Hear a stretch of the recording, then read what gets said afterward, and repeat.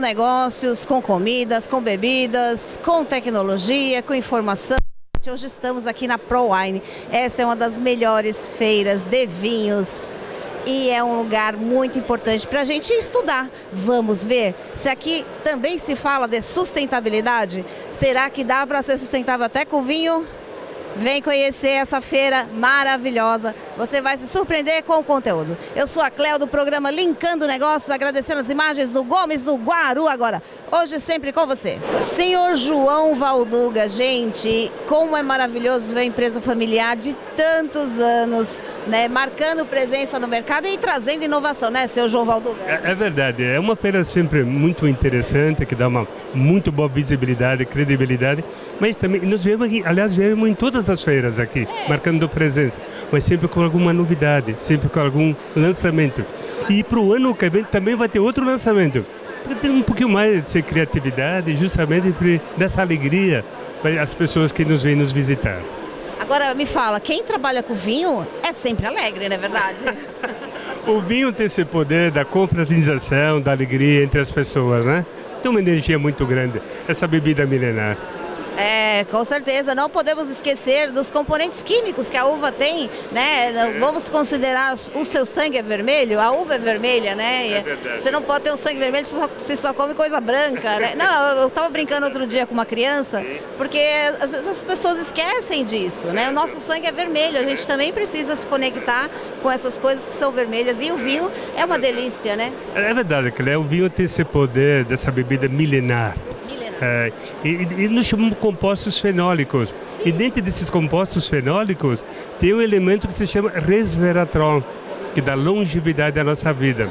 Então esse elemento, além do resveratrol, está mais contido, isso é, na película das uvas tintas, tem também os taninos, que não dão estrutura, né? É uma bebida realmente complexa. Além dos antioxidantes. É tão verdade que as pessoas tomaram uma taça de vinho nas refeições, vão menos para um salão de beleza. A pele fica bem mais lisa, por causa dos antioxidantes, né? Que coisa boa. Olha que maravilha, gente. A gente está falando de saúde, né, de bem-estar e de longevidade. Agora, por falar em longevidade, você é a quinta geração da família Valduga, não é isso? Sim, a quinta geração. Ainda tenho esse sotaque muito carregado italiano, porque ficamos até com os 12 anos na atividade do pai, no campo, na lida do campo. Depois dos 12 anos, fomos partir para a vida religiosa. Então, lá depois de 5 anos, minha vocação não era essa, era muito atrelado ao campo, à raiz. Entrei na Agrotécnica Federal, me formei, em seguida a Embrapa me contratou, eu trabalhei lá durante 23 anos como pesquisador. E tudo que eu aprendi do lado da tecnologia aplicada, nós tentamos colocar na atividade lá da família. Mas foi um choque de cultura muito forte, porque meus pais não aceitavam. Porque eles produziam grande quantidade de uva. Eu falei, pai, isso não é legal. Vamos produzir um pouquinho menos e melhorar no lado da qualidade. Depois de 10 anos, ele aceitou esse desafio. Mas demoramos 10 anos para fazer a reconversão dos vinhedos. Aí meu pai apreciava os meus vinhos da minha geração. Puxa, acho que o teu vinho era muito melhor do que o meu, né? Então, aí que nós começamos a ganhar as premiações nacionais, internacionais, abrimos muito mais o nosso portfólio. Hoje nós exportamos. Eu tenho uma filha que trabalha em Londres, que se dedica exclusivamente a abrir então o portfólio da Casa Valduga. Acredita, exportamos para mais de 20 países, mas a gente acredita muito, muito no mercado interno, que foram vocês que alavancaram o nosso nome. Nossa, que maravilha! Então nós já estamos falando de sustentabilidade, né? Há quantas décadas atrás? Porque sustentabilidade tem a ver com isso, com você trazer inovação para o seu negócio, né? E isso muitas vezes surpreende, porque a pessoa pensa que você trazer uma inovação vai gerar um custo, mas muito pelo contrário, às vezes, que nem você fez essa ação que você teve, diminuiu a produção e melhorou a qualidade, maravilhoso. Verdade, e claro, inclusive nós abrimos um pouquinho mais o nosso portfólio, né? Eu tenho uma nossa cerveja, nossa geleia, nossa sopa de capelete, né? Algo que nós abrimos um pouquinho mais. Então estamos localizados lá no Vale dos Vinhedos. Quero resumir que a luz, a semente, a nascente no enoturismo se chama Casa Valduga, né? Hoje o Vale recebe mais de 600 mil pessoas. Acredito que a casa recebe mais de 150 mil pessoas dentro do Vale dos Vinhedos, né? E esse portfólio nos abriu muito, né? além da grapa, da cerveja, da nossa sopa de capelete, além da gastronomia italiana, nas nossas pousadas, algo que fez uma diferente, sendo eu, então, um dos responsáveis por esse processo todo da família Valduga. Maravilha. E conta um pouquinho, a sua família já produzia na Itália, como que foi isso? Ou vocês começaram aqui no Brasil? Eu fui visitar o antecedente, né? Então, lá no norte da Itália, Rovereto, Trento. Então, o forte dele era realmente a viticultura, né? Mas eles vieram para cá sem nada. Só nos últimos anos, eu diria, que nós aprendemos. Mas acho que já veio no sangue, já veio na nossa tradição, já veio até na bagagem. Eu estava elaborando, preparando, trabalhando o mesmo trabalho que fazia meu pai. O meu pai igual ao meu avô. Esse trabalho foi sempre dedicado à parreira, à videira. Então eu sou muito preparado, a minha equipe, a minha família, justamente no lado da videira, na elaboração dos vinhos. Olha que maravilha. Antigamente a gente fazia vinho com o pé, né? Pisava com o pé. Como que é hoje? Sim, era um método resgatar a história, manter a história, botar a história, posicionar lá adiante e amassar a uva com os pés. Não, hoje tem bons equipamentos, desengaçamento, eu estou com altas tecnologias agrícolas avançadas, inclusive no campo, que é o meu lado, com porta-enxerto diferentes, com material geneticamente bem preparada para isso. Não, a gente tem um trabalho muito enorme, tem muita ciência, muito estudo. Elaborar vinho não é fácil. Exige de nós muita atenção, muito conhecimento, e eu até diria de geração para geração, de pai para filho. É isso aí. Para você ter uma especialização em qualquer segmento, tem que realmente se preparar, né? Tem que estudar, não só aqui no país, mas lá fora também, porque você tem muita inspiração, né? E a gente pode sempre melhorar, não é verdade? Temos muitas faculdades, uma faculdade muito interessante que é em Bento Gonçalves, está abrindo em outros locais também. E lá fora tem as universidades que você pode se preparar para ser doutorado ou mestrado no lado da vitivinicultura. Agora, quantos rótulos vocês têm hoje? Sim, então é por classe, né? Então a classe, os portfólios da casa são as linhas ícones, um pouquinho mais abaixo, mais preparado. Eu diria em torno hoje mais de 40 rótulos diferenciados. Uhum. E também tem geleias? Sim, essas são as geleias, que foi uma demanda do mercado, como geleia de uva, geleia de pêssego, uma geleia de pimenta. Então colocamos uma fábrica de geleias. E junto com essa fábrica de geleia, no lado, também é possível a gente colocar a nossa cervejaria. Então, atrelamos a isso ao gosto do cliente. Então, é uma demanda de mercado que existiu com a gente. Então, tivemos essas oportunidades. Inclusive, Cléa, nós somos importadores. Como a gente importa, também a gente exporta. Trabalhar com duas mãos. Ser parceiro dele, e isso abriu, com certeza, boas portas, bons restaurantes aqui, inclusive aqui em São Paulo, né? Por ser essa parceria com o importador, com o exportador, com todas as geleias, os subprodutos da casa, né? E as nossas antipastas, né? Puxa, tem uma gama muito interessante de produtos que a gente pode oferecer. Por isso que eu faço um apelo, convidar todo esse povo que está nos assistindo, nos ouvindo, visitar Bento Gonçalves, visitar a Vale dos Vinhedos. Certeza absoluta que vou recebê-los com uma boa taça de espumante.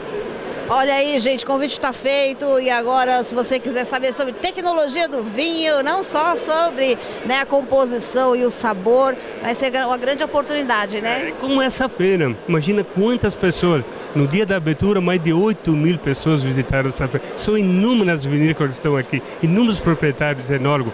A paixão, o universo do vinho nos engrandece, imensurável. Quantos anos o senhor tem? Eu tenho 71 anos, cara. Olha, não sei se vocês estão enxergando, mas o olho dele é tão lindo, lindo, lindo. É um azul tão brilhante, sabe, gente? Hoje, olha, eu acho que o vinho dele faz muito bem para a saúde, viu? Obrigado, Cléa, imagina. Poxa, eu faço esse agrado a todas as pessoas que estão nos ouvindo ou assistindo, né? Muito obrigado por participar do nosso programa. Linkando Negócios está sempre aberto a trazer informação importante, interessante e relevante para o nosso público, porque ter uma vida melhor e ser mais feliz está disponível para todos, né? A gente precisa buscar, não é verdade? Então, suas considerações finais, por favor. Eu acho que você está abrindo as portas não só para a Casa Valduga, eu diria mais de 2.000 vinícolas, 21.000 famílias, gerando 200.000 empregos diretos e pagando uma taxa elevada de imposto. Isso que é bom ser brasileiro, né? Então, não larga a sua taça de vinho nas suas principais refeições. Esse é um apelo. Julien, que prazer encontrar você aqui na ProWine, né? Vamos falar de coisa boa, falar de sustentabilidade, Julien? Com certeza, é um grande prazer meu, Cléo. Ainda mais num evento como esse. É verdade, você sabe que essa feira parece que ela se superou muito, né, em relação a outros anos. Ela está grande, bem bonita e muitas opções. Parabéns para a feira. O que me surpreendeu bastante, Julien, é que aqui tem muitos vinhos que não são apenas com álcool, são com a graduação alcoólica menor. Tem vinhos feitos por mulheres, né? Sim, os vinhos biodinâmicos da Geórgia. E também tem vinhos que são sem álcool. Então tem vinhos com produção ecologicamente correta. Vamos falar sobre isso? Para aqui que estamos para desenvolver toda essa área dentro da tecnologia atual. Fala um pouco mais sobre os seus conhecimentos e onde você atua. Bom, eu como economista ambiental, eu trabalho junto da agricultura regenerativa, qualificando toda a produção, medindo o nitrogênio na terra, justamente ver se não tem impacto de gases de efeito estufa, observando como é que está o terroir e como é que as uvas, por exemplo, estão recebendo aquilo lá para ter melhor qualidade de safra, né? Isso é o trabalho. No segundo momento, hoje em dia, nós já desenvolvemos uma plataforma utilizada também para vinho, que se chama Calix, a plataforma. Nessa plataforma, a gente usa o processo de token numa qualificação de SLAC, que é um contrato legal de inteligência. Isso permite que a pessoa compre o vinho e seja certificado que ele é um vinho qualificado, sobretudo na agricultura regenerativa. Uau, nossa! Mas a agricultura regenerativa, explica melhor isso. Sim, é porque vamos dizer assim, ao longo que a gente vai, sem plantio, etc., às vezes é necessário você entrar com alguma química, alguma outra coisa. Então, ao passo que vai dando a análise química em cada momento de safra, a gente vai identificando e através da agricultura regenerativa entende qual tipo de bioinsumo pode ser colocado, qual tipo de insumo orgânico pode ser qualificado para qualificar melhor. E aí a gente compreende que a pessoa que é o adorador de vinho vai querer estar do outro lado do mundo comprando esse vinho bem qualificado. Maravilha. Então, como todas as outras produções, o vinho também ele pode empobrecer o solo e muitas vezes precisa de algum componente para regenerar, é isso? Não digamos, às vezes nem é só, não se trata nem de empobrecer o solo. A planta no dia a dia, junto da interação do solo, às vezes por algum momento climático, uma coisa assim, às vezes ela não está absorvendo a quantidade de nutrientes suficiente para dar uma safra boa. Então, dentro dessa análise de agricultura regenerativa, a gente pode identificar esses fatores e auxiliar o agricultor para isso. E nós da Verde Guardian e da Microbrains dos Estados Unidos, a gente criou esse produto ideal para o produtor, junto das adegas e o consumidor de vinho, entendeu? A gente integrou isso numa plataforma internacional. E aí então vocês conseguem fazer uma comunicação de várias regiões do planeta, de vários países?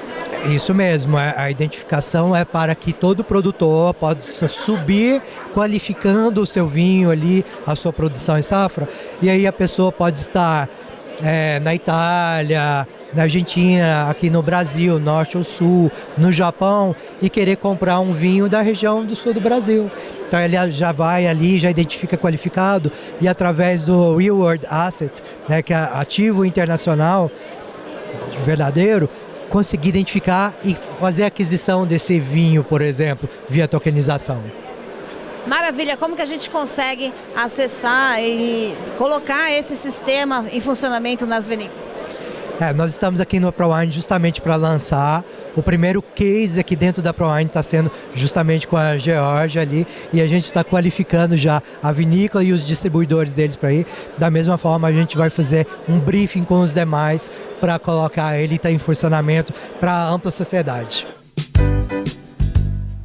LKN Cortinas. Cortinas, persianas, papel de parede, tapetes, tudo personalizado para trazer mais conforto térmico, conforto acústico, controle de privacidade e luminosidade. Sabe quando você quer fazer aquele trabalho? Fica uma luzinha na sua vista atrapalhando, te dando desconforto e tudo mais? A gente pode te ajudar com isso. Chame 11 980 80 14 48. LKN Cortinas. Ricardo Morari, eu sou a Cléo do programa Linkando Negócios. Estamos hoje numa cooperativa de vinhos. Eu acho isso super sustentável, né? Você pega vários produtores pequenos e trazem para algo muito maior, né? Isso mesmo, Cléo. É um prazer estar falando contigo, né, sobre sustentabilidade, porque é um tema que tratamos com muita importância dentro da cooperativa, né? Cooperativa é formada por pessoas, então nós somos uma cooperativa que é formada por 470 cooperados, cultivam 1.200 hectares de vinhedos lá na Serra Gaúcha, então caracteriza uma agricultura familiar, né? E quando a gente fala em sustentabilidade, nós muitas vezes pensamos só no aspecto ambiental, mas o social, a governança, o econômico também é muito importante, né? Eu até diria que o econômico ele acaba sendo importante porque ele dá sustentação e dá condições de nós pensarmos no ambiental e no social também. Então, esses 470 cooperados, né, eles cultivam esses vinhedos, nos entregam as uvas e nós elaboramos com ela vinhos, espumantes e sucos que são premiados aqui no Brasil e no mundo, né? Olha só que maravilha, gente. E essa é uma solução muito boa, porque para você produzir hoje um vinho de qualidade, você tem que ter muita tecnologia, tem que estar atento às questões não só de produção, mas funcionários, como o envasamento e a distribuição, que é um dos itens muito importantes também, né? Com certeza, nós pensamos nisso desde a produção das uvas até a comercialização, né? Hoje, para terem uma ideia, todo o resíduo do processo da vinificação, que é o bagaço da uva e a casca e a semente e o engaço, eles são destinados para compostagem e retornam para os nossos vinhedos depois de 3 anos. Então é uma economia circular que acaba acontecendo aí, muito rica, né? Em torno de 50% do que a planta precisa de nutriente para produzir uma nova safra ficam nos resíduos. E muitas vezes acabam indo fora. Então nós conseguindo recuperar esses nutrientes que depois retornam ao solo, acaba criando um solo muito mais vivo também, né?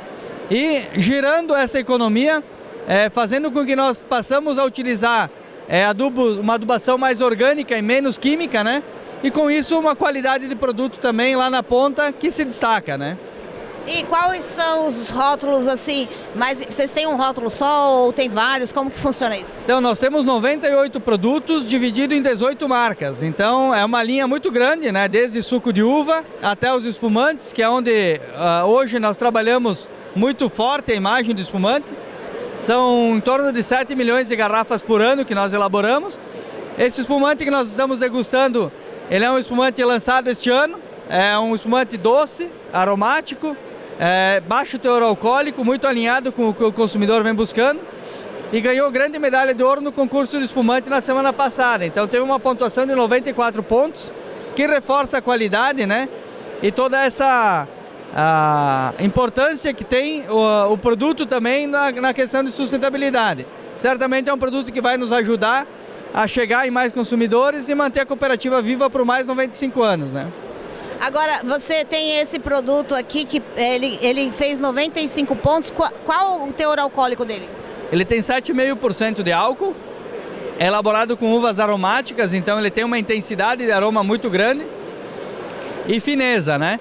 E mesmo sendo doce, ele tem um equilíbrio com acidez, que acaba tornando ele um produto agradável, né? Às vezes um produto que é doce, ele se torna enjoativo. Então a nossa preocupação nesse produto foi ter um produto equilibrado, harmônico, né? Que vai pedir uma segunda taça, uma segunda garrafa. Olha, eu não bebo, tá? Mas eu não resisti.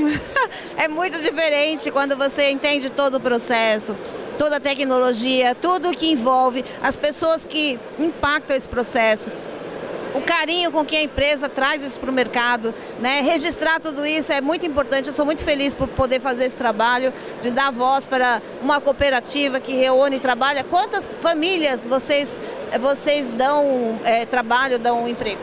Então são 270 famílias só no campo, né? Famílias de cooperados. E mais, temos como colaboradores em todo o processo 230 pessoas. Então somos uma empresa que, além de gerar valor para o produto, gera valor para a comunidade, né? Então isso hoje é muito importante, né? E vocês fazem um trabalho de multiplicar o conhecimento que vocês têm em relação à sustentabilidade para outros espaços, outras empresas? Nós temos feito, cada vez mais nós somos procurados para falar sobre isso, né? O que é muito bom, porque nos coloca como referência em termos de sustentabilidade na vitivinicultura. Então todos os momentos em que a gente pode estar falando sobre isso, eles são importantes porque vai criar também a vontade ou a necessidade de toda a cadeia se organizar para isso também, né? É isso aí, eu sou a Cléo do programa Linkando Negócios. Semana passada, agora em setembro, nós entregamos uma premiação a 50 pessoas que praticam sustentabilidade e só para falar para elas o quanto é importante o trabalho de cada formiguinha que pratica a sustentabilidade. Cada serviço, cada produto que está atento às questões do meio ambiente é alguém que está contribuindo para que, cuidando do hoje, a gente possa ter um futuro. Então, olha, até me arrepiei aqui. Muito obrigado pela oportunidade de estar aqui com vocês na feira ProWine. O que você está achando dessa feira? Tá muito bonita, né? Todo mundo pensou em criar um ambiente bacana aí para receber as pessoas, né? Público muito interessado, que isso também é importante, dá valor, né? Você está falando do seu produto para quem realmente busca conhecer. Estamos com uma expectativa muito boa de negócios também, né? E ficamos muito felizes de estarmos aqui também, né? Contribuindo com a imagem do vinho brasileiro. Fazemos parte disso, então é importante a gente estar presente, né? Maravilha. Como o pessoal acompanha o trabalho de vocês na rede social? Temos uma página no Instagram, @Coop Vinícola Garibaldi, né, de cooperativa. Nosso site também, né? Lá nós temos o nosso relatório de sustentabilidade também, publicamos anualmente esse relatório. E convido a todos aí que quando puderem conhecer a nossa cooperativa melhor, os nossos produtos, com certeza vão ter boas experiências aí e vão poder entender um pouquinho mais desse nosso trabalho focado nas pessoas, focado no meio ambiente e pensando na sustentabilidade da vitivinicultura brasileira. Gratidão, Linkando o Negócio, agradecendo as imagens do Gomes do Guaru. Agora, hoje, sempre com você, eu sou a Cléo do programa Linkando Negócios. Estamos aqui com Rose White. Gente, você pensa que vinho é só bebida? Não, vinho também é poesia, não é isso? Rose White, tchim, Rose. Olha, e Rose, me fala, o vinho, o que representa o vinho para você, que é uma poeta? Poetisa, né? Vinho é silêncio para ouvir os pensamentos, confidências em gotas reveladas à boca.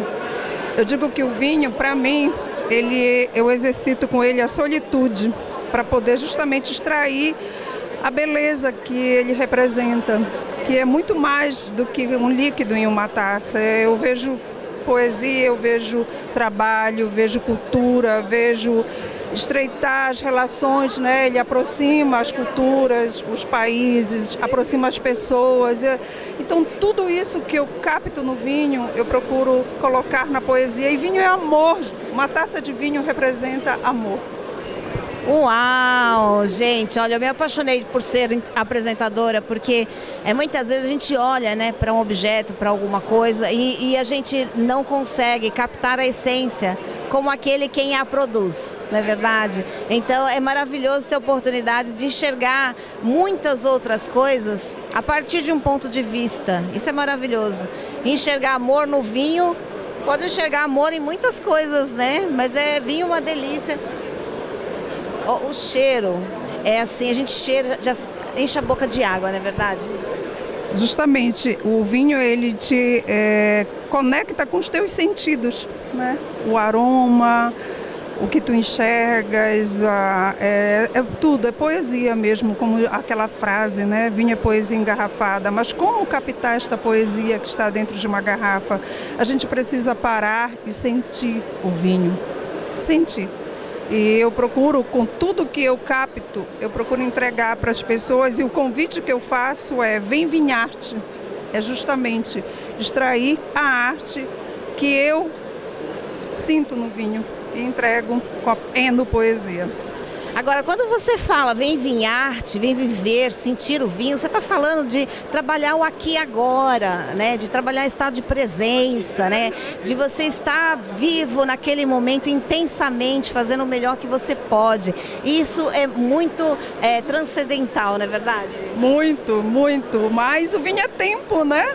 Para um bom vinho em uma taça, a gente precisa exercitar o tempo, a paciência, e tudo isso eu procuro escrever, gente, sobre a paciência que há para aguardar um bom vinho.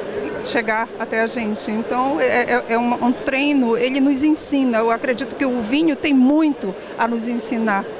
Até porque, gente, você experimenta uma taça de vinho, né? O aroma, ele já te desperta várias coisas. Agora, quando você experimenta, em cada parte da boca, ele te traz uma sensação, né? Ou de ardor, ou de amargor, ou de sabor, ou ele lembra uma fruta, e tudo isso são você trabalhando os seus sentidos, não é verdade? E trabalhar os sentidos é tudo de bom.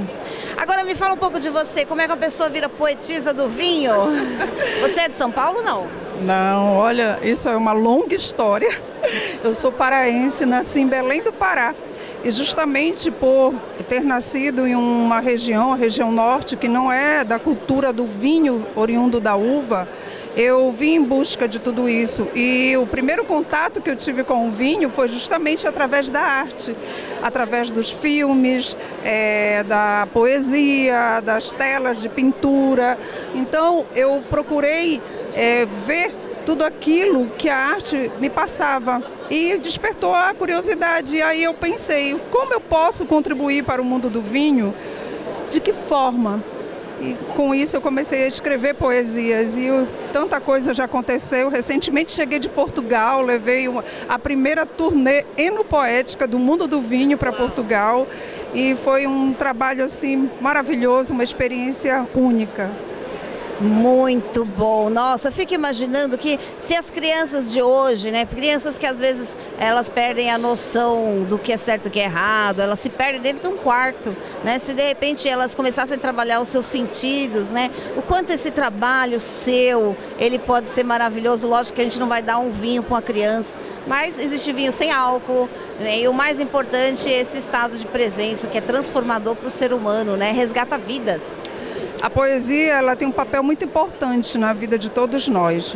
Eu tenho um projeto em Belém do Pará que se chama Poesias Adormecidas. Há 3 anos eu desenvolvo dentro de uma casa de idosos, onde eu leio obras literárias e declamo poesias para eles. Então, nós podemos transformar, não só quem escreve se transforma, mas transformar uma sociedade através das boas palavras. No tempo que vivemos, encontrar alguém que passe uma mensagem que fale de amor, de resiliência, de confiança, não é aquela coisa que diz, é o positivismo tóxico. Não, é conectar a pessoa com o belo, né, para poder viver os desafios que a vida exige da gente todos os dias. Uau, estou apaixonada por esse seu trabalho. E quais são os próximos passos seus? Nós temos o COP30 agora, né? Você vai estar lá e eu vou estar lá.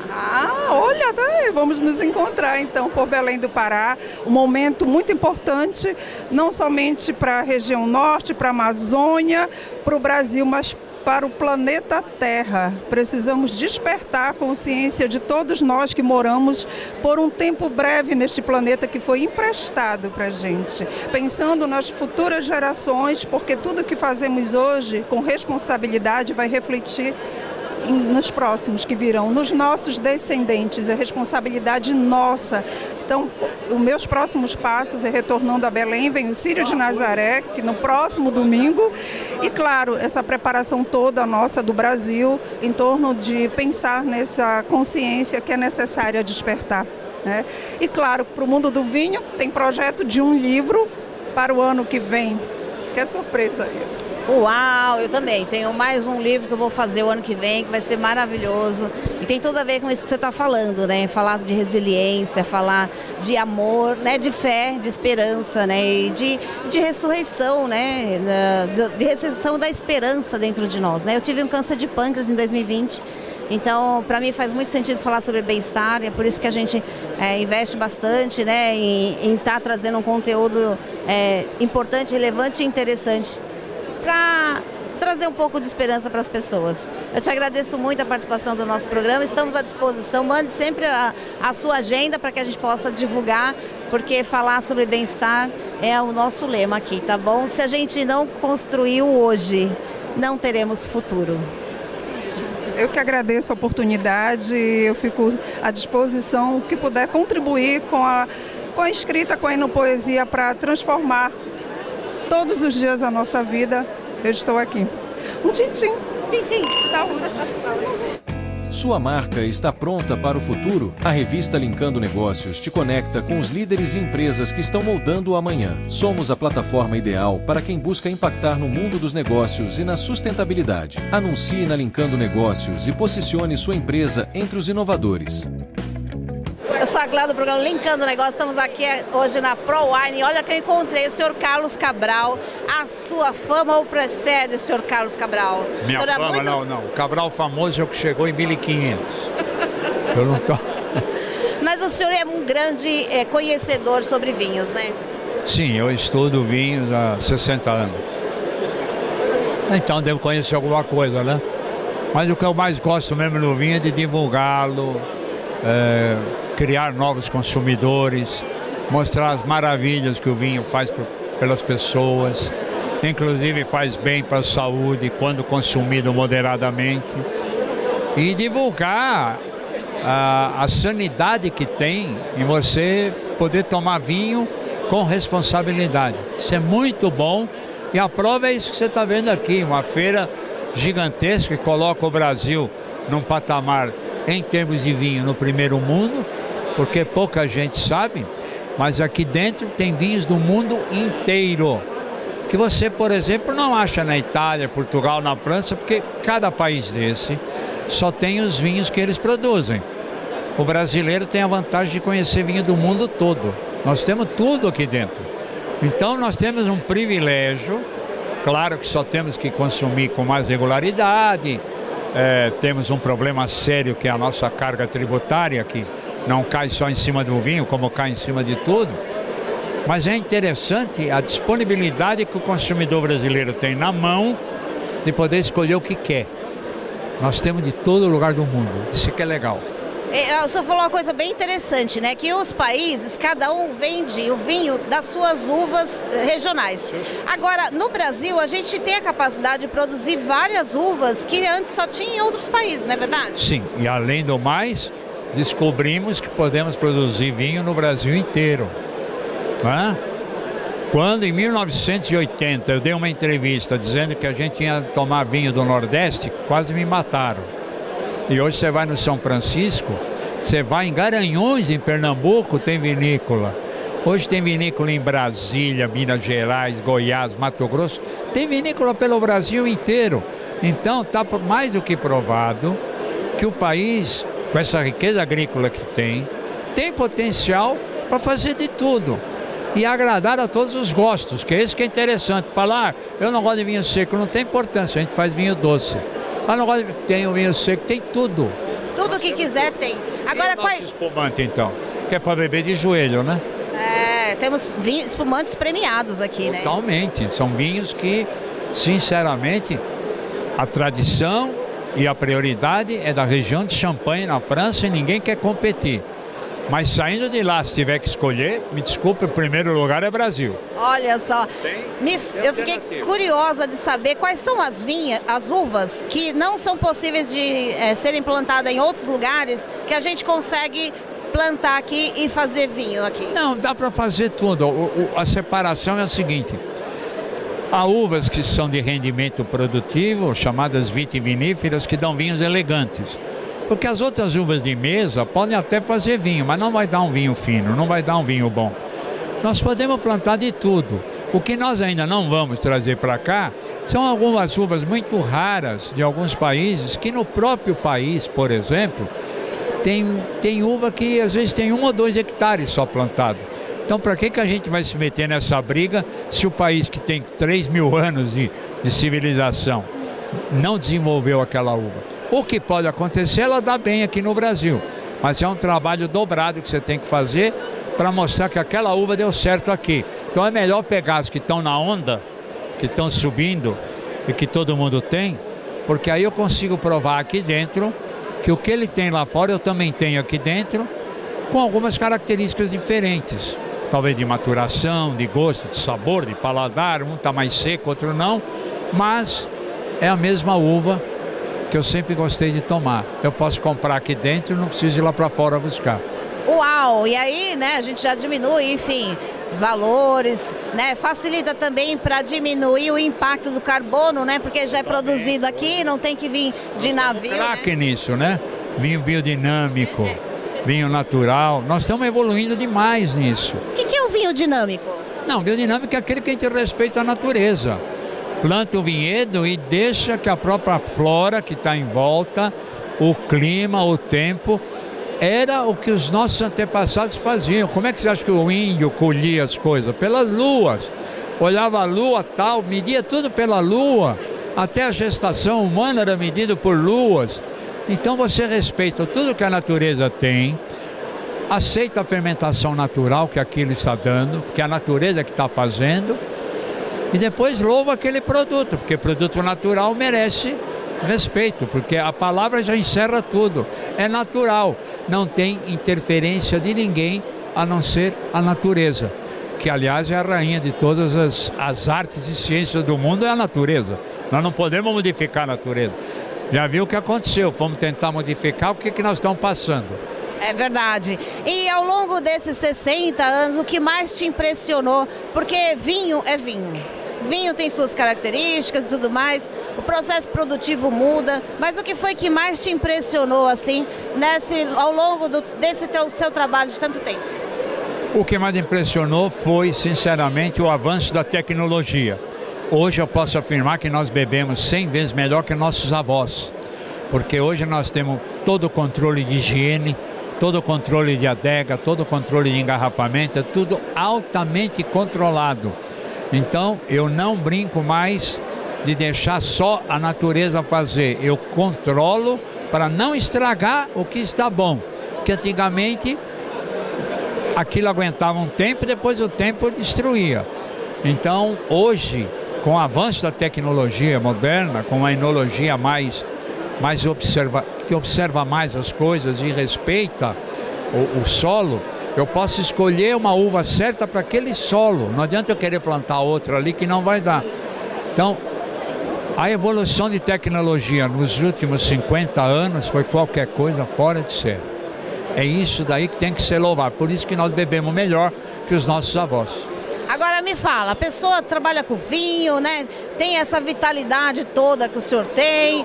Quais são os seus próximos passos? O que a gente pode esperar aí de novidade que o senhor está trazendo para a gente? Porque a nossa visão é de olhar para uma pessoa como o senhor e tudo a gente quer aprender. Eu espero que a nova geração se dedique a estudar. E a melhor maneira de estudar é abrindo uma garrafa e tomando uma taça. Aí você define o que gosta e o que não gosta. Você não é obrigado a gostar de tudo. Tem que testar, só a experiência da prova é que o torna um amante consciente do vinho. E o senhor tem um livro, não é isso? Eu já escrevi 8. Agora eu estou indo hoje aí para autografar um que saiu em Portugal. Por isso eu tenho que ir lá correndo.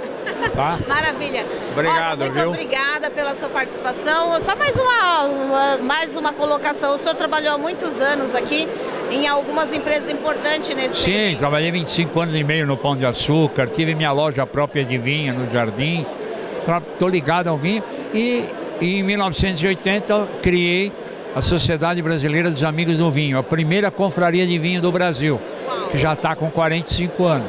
Como que a gente acompanha o seu trabalho hoje ou da confraria? Eu tenho o Instagram, que é Cabral Vinhos, tenho o YouTube, que é Cabral dos Vinhos. Eu estou nessa mídia aí, quem quiser me ver é só ir lá. Maravilha. Muito obrigado pela sua participação. Você. Eu sou a Cléo do programa Linkando Negócios. E um abraço para o pessoal de Guarulhos, que eu estou vendo aqui. É isso aí. Moisés, e me fala, você veio com um grupo grande de pessoas aqui representando o Vale dos Vinhedos, não é isso? Certo, aqui a gente está com o estande do Vale dos Vinhedos, que é a primeira denominação de origem do país. E nós estamos focados, logicamente, em vinhos tintos, vinhos brancos e espumantes. Então nós temos uma área com indicação geográfica chamada Vale dos Vinhedos, com ADO disso, envolvido nos vinhos tintos o Merlot, o Cabernet Sauvignon, o Taná, o Cabernet Franc, vinho branco que a gente faz com Chardonnay, né, espumantes com Pinot Noir, espumantes com Chardonnay também. É uma variação por causa do potencial da nossa região que a gente tem, né? Vinhos de extrema expressão e todas essas empresas estão aqui, então elas estão representando a nossa região aqui, o Vale dos Vinhedos. São 11 vinícolas que vieram para apresentar seus produtos exclusivos, de uma região exclusiva.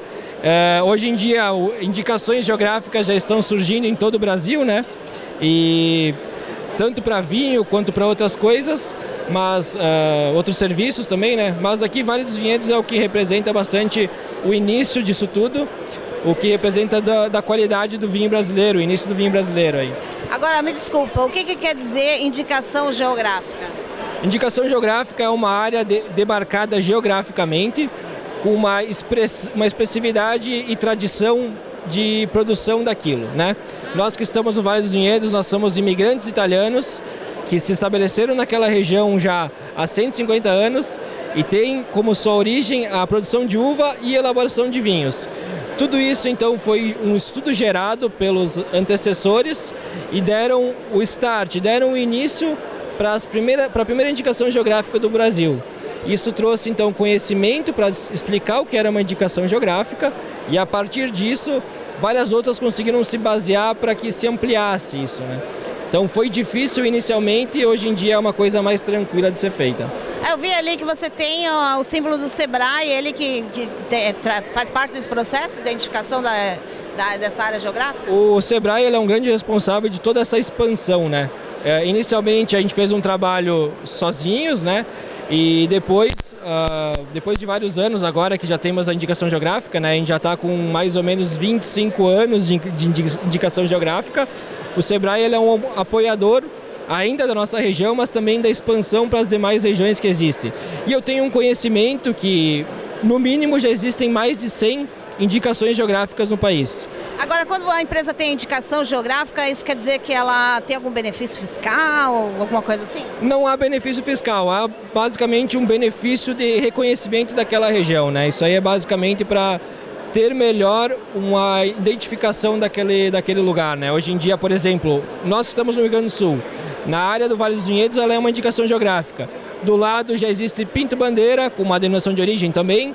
Existe a IP, que é uma indicação de procedência da campanha gaúcha também, né? E fora arroz, café, enfim, demais outras coisas que existem pelo país afora. Isso é maravilhoso para registrar, né, esse momento da cultura, né? Porque aí você vai ter, né, no decorrer da história, esse registro de que vocês são marcados, né, por essa produção, não é verdade? É verdade, é isso aí. Então, essa marcação que é uma coisa importante, traz já também para o consumidor uma importância daquela região que é focada naquela produção. Maravilha, muito obrigado pela sua participação em nosso programa. Eu que agradeço. Linkando o negócio para você ter uma casa mais bonita e você ser mais feliz. Olá, eu sou Fabiana Ratti, psicóloga e psicanalista. Estamos aqui com o volume 2 do Café com Freud e Lacan.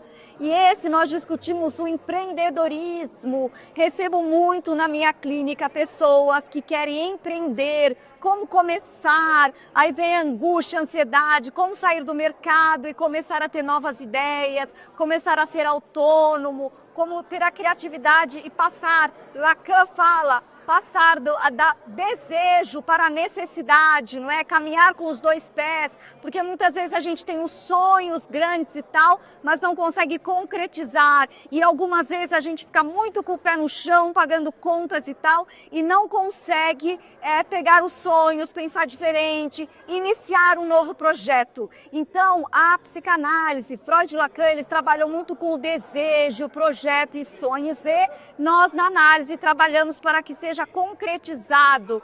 E nós sabemos as estatísticas de empresas que fecham, que com 2 anos fecham e tal. Por quê? Saúde mental. Um dos pontos não é somente o estudo de economia, de marketing e tal, mas precisamos incluir a saúde mental, precisamos incluir a emoção para lidar com o nosso projeto, com a junção de sonho e necessidade. Então, fabianaratti.com, Ratti com 2 T's, não é? Lá você encontra a coleção completa do Café com Freud e Lacan, uma ideia de conectar conceitos da psicanálise com o emocional e o cotidiano, o mercado de trabalho, o empreendedorismo. Arquiteto, você já sentiu que, por mais que trabalhe duro, parece que o mundo ao seu redor está mudando mais rápido do que você consegue acompanhar? Já se pegou pensando, como posso me destacar? Como posso ser reconhecido em meio a tanta concorrência? Essa é a realidade de muitos profissionais, especialmente para quem vive na arquitetura, um campo em constante evolução. Mas o que você faria se, em um único evento, você pudesse virar a chave da sua vida profissional, ganhando não só novas habilidades, mas também uma rede de contatos poderosa e uma inspiração que te levasse a um nível de sucesso que você mal imaginava ser possível? Estamos falando do Congresso Arquitetura e Bem-Estar, que promete não só ampliar suas conexões, como também sua visão e sua relevância no mercado. Está preparado para saber o que ele pode fazer pela sua carreira? Inscrições abertas pelo site arquiteturammstar.com. Te vejo lá! Pedro Chical, muito prazer estar aqui com você, saber que você faz esse trabalho maravilhoso de trazer essas delícias pra gente aqui no Brasil. Fala um pouco sobre você e sobre as marcas que você trabalha. Muito obrigado. Sou da Adega Alentejana, uma empresa familiar que surgiu em 1998 por meio dos meus pais, que são os sócios fundadores. A gente está agora na segunda geração, eu e meu irmão, e a gente começou trazendo vinhos somente do Alentejo. Por isso o nome é Adega Alentejana. E o meu pai nasceu no Alentejo, né?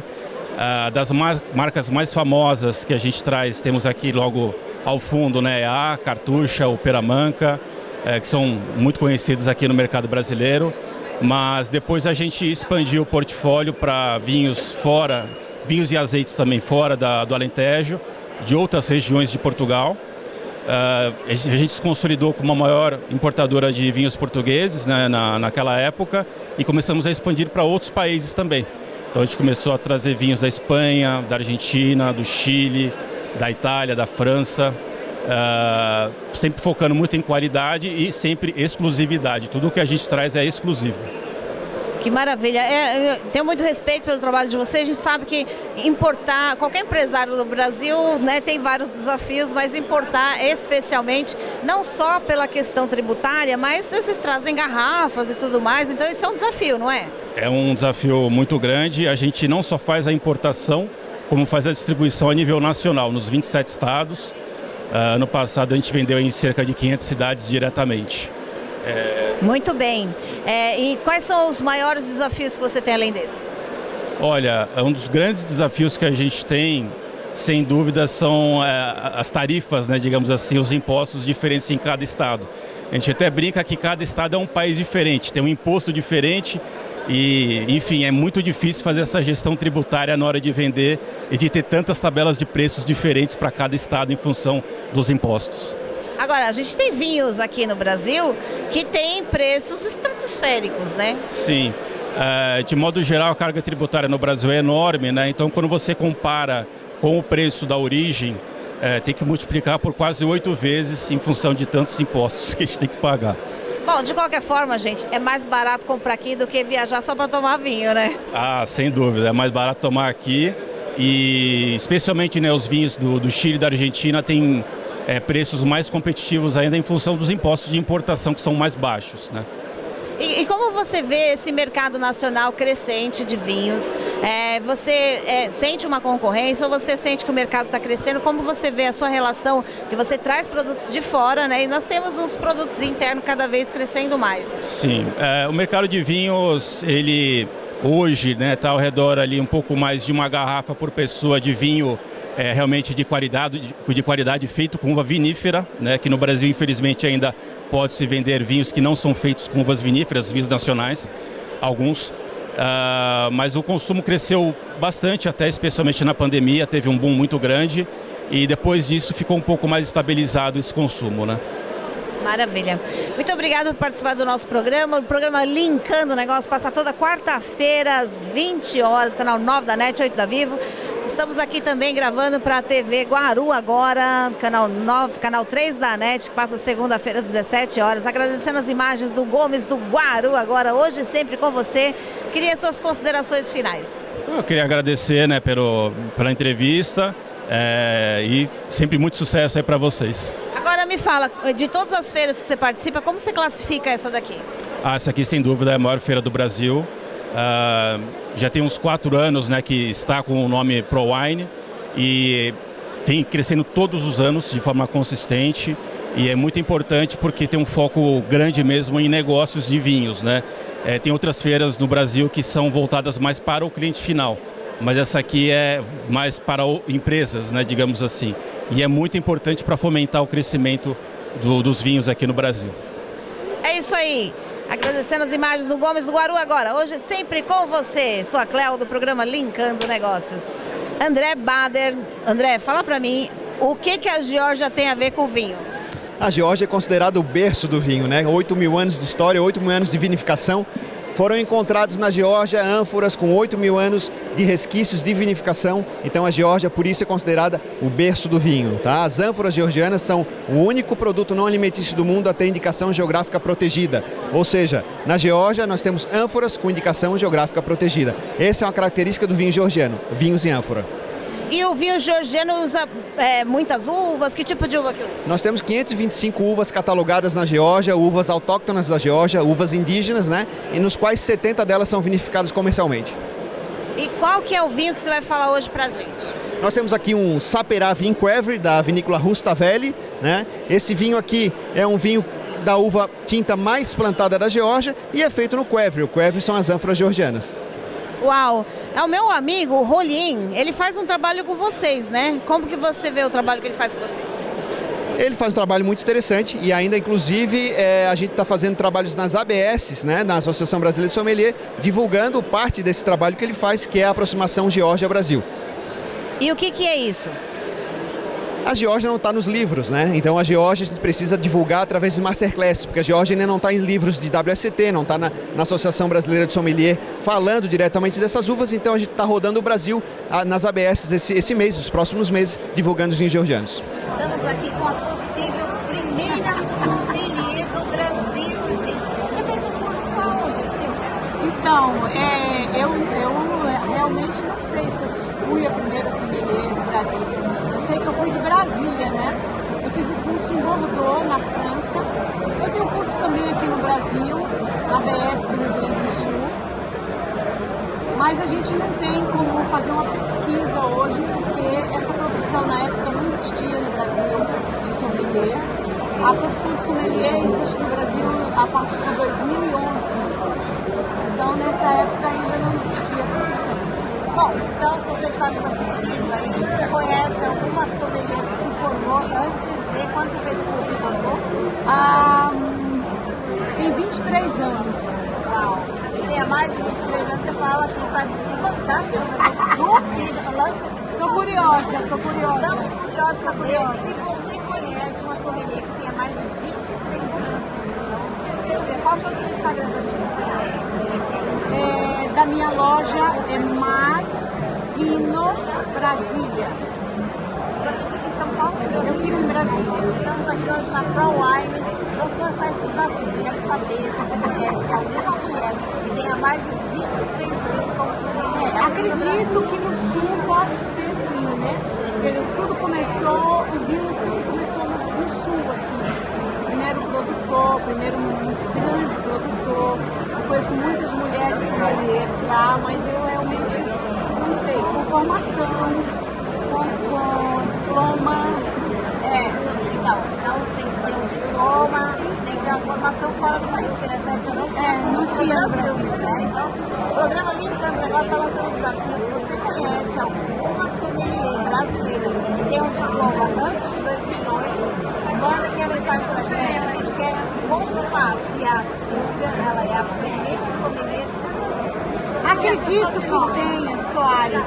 Silvia Soares. Acredito que tenha, sim. Vamos conhecê-la. Está lançado um desafio. Eu sou a Cláudia do programa Linkando o Negócio. Estamos aqui com o Gomes do Guaru agora, na feira ProWine, e estamos no estande da Cartucha. Vocês não têm só vinho, não é verdade? Não, é verdade. Nós temos vinho e azeite como principal área de negócio, digamos assim, e é uma área de negócio que pertence à Fundação Engenho de Almeida, que é proprietária da vinícola Tapada de Chaves e Adega Cartucha, que encontrou, através do vinho e do azeite, uma maneira de criar rendimento para aplicar na sua missão. A Fundação Engenho de Almeida é a segunda fundação mais antiga de Portugal, foi criada em 1963, com o objetivo de apoiar e desenvolver a região mais pobre de Portugal, a região do Alentejo. E este desenvolvimento assenta em 4 grandes pilares. Tem uma vertente social, onde apoiamos pessoas desfavorecidas, pessoas mais idosas, pessoas que estejam sozinhas. Temos centros de estudo para crianças, e é algo muito importante, é um pilar muito importante. E depois temos a vertente cultural, através de um centro de arte e cultura que nós temos no centro de Évora, que permite a divulgação e o apoio cultural na região. Temos uma vertente espiritual muito importante. A Fundação Eugênio de Almeida é uma fundação com inspiração católica e tentamos também contribuir de alguma maneira apoiando as atividades e as iniciativas da Igreja Católica no Alentejo. E por último, uma vertente educativa que assenta acima de tudo, ou hoje em dia assenta acima de tudo, por conta do custo elevado dos estudantes, por conta das casas, por conta do arrendamento, assenta acima de tudo em bolsas de estudo para estudantes que queiram ir para a universidade, seja em Évora, seja fora de Évora. A única condição é que têm que ser pessoas nascidas no Alentejo. Uau, que maravilha! Então a fundação ela contribui com diversas questões do ESG, né? Super importante para qualquer região e pelo jeito faz muito tempo que vocês fazem isso, né? Faz muito tempo que fazemos isso, aliás nós só existimos por conta de fazer isso e nós temos uma vertente de sustentabilidade, para além de todas as preocupações de sustentabilidade técnica, digamos assim, com a produção do vinho, o consumo de pouca água, uma produção sustentável, uma produção biodinâmica, com a utilização o mínimo possível de pesticidas ou de tratamentos químicos na vinha. Eu acho que a maior pegada que nós temos de sustentabilidade, enquanto Fundação Eugênio de Almeida, é a pegada social. Nós deixamos um grande contributo social de desenvolvimento para a região de Évora, no sul de Portugal. Maravilha. E você não se apresentou, João Teixeira. Certo. Eu sou João Teixeira, sou o diretor de marketing e comercial da Fundação Eugênio de Almeida. Tenho a responsabilidade de tudo o que são vendas, comunicação, publicidade da Adega Cartucho e da Tapada de Chaves, seja através dos vinhos, seja através dos azeites, seja através de eventos, quaisquer iniciativas que fazemos, essa responsabilidade é minha. Muito obrigado por participação no nosso programa. Eu queria as suas considerações finais. Nada, assim, falando da ProWine, se não tiveram a oportunidade de vir este ano, venham para o ano 6, 7 e 8 de outubro, que é algo incrível, é o mundo do vinho no seu melhor. Para quem conhece a Cartucho e a Fundação Eugênio de Almeida, obrigado pela preferência e continuem a desfrutar e a gostar dos produtos da Fundação. Quem não conhece, fica aqui o desafio, através do Cartucho, através do vinho EA, através dos azeites, experimentem que com certeza vão ficar muito agradados. Linkando o negócio, agradecendo as imagens do Gomes do Guaru agora, hoje estamos na ProWine.